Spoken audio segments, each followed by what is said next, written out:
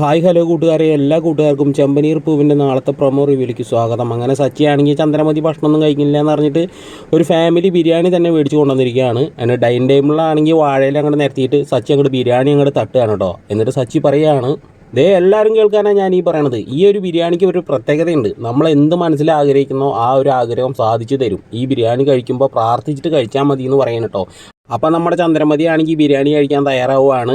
ഞാൻ ഈ ബിരിയാണി കഴിക്കാൻ ആഗ്രഹം ഉണ്ടായിട്ടൊന്നും അല്ല, പക്ഷെ എൻ്റെ മോൻ ശ്രീകാന്തും മോളും കൂടിയിട്ട് വരാൻ വേണ്ടിയിട്ട് ഞാൻ നല്ല രീതിയിൽ പ്രാർത്ഥിക്കും, എന്നിട്ടാണ് ഞാൻ ഈ ഭക്ഷണം കഴിക്കുക. അപ്പോൾ അവർ പെട്ടെന്ന് വരുമല്ലോ എന്ന് പറഞ്ഞിട്ട് ചന്ദ്രമതി നല്ല രീതിയിൽ വെട്ടി ഒഴുങ്ങി കഴിക്കുകയാണ് കേട്ടോ.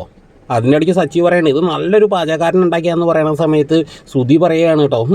നല്ലൊരു പാചകക്കാരൻ എന്ന് പറഞ്ഞു കഴിഞ്ഞാൽ എന്താ അമേരിക്കയിൽ നിന്ന് മലേഷ്യയിൽ നിന്നൊക്കെയാണ് ഉണ്ടാക്കി കൊണ്ടുവന്നിരിക്കണമെന്ന് ചോദിക്കണം. അത് കേൾക്കുമ്പോൾ ചന്ദ്രമതി നെയ്സായിട്ട് ശ്രുതിയുടെ മോത്തിക്കൊന്ന് നോക്കിയിട്ട് പറയാൻ കേട്ടോ.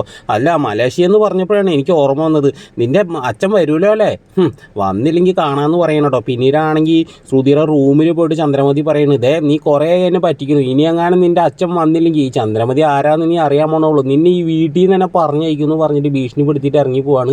പിന്നീട് ശ്രുതിയാണെങ്കിൽ ആകെ മൊത്തം ടെൻഷൻ അടിച്ചിട്ട് അവിടെ ഇരിക്കണതാണ് പ്രൊമോയിൽ കാണിച്ചിരിക്കുന്നത്. എല്ലാ കൂട്ടുകാരും ഒന്ന് ലൈക്ക് അടിച്ചിട്ട് പോണേ കൂട്ടുകാരെ.